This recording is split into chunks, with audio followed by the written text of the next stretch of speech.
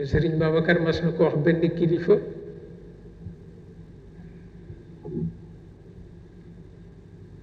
ndax kilifa ga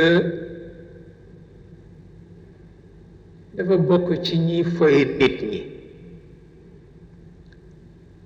te Xaaji Saydu Nuuru Taal dafa daan wax ni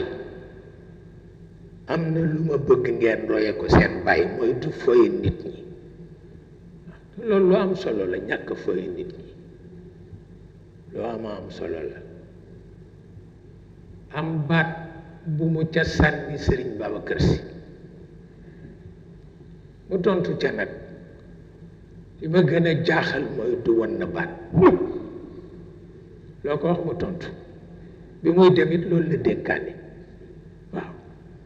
lu nit ñi tey na ngeen ko tayee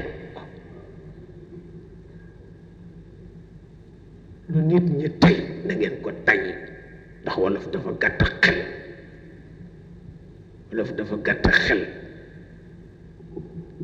lu nit ñi wax na ngeen lu nit ñi tey na ngeen ko tey ndax wolof dafa gàtt xel loo ko waxul du ko xam waaw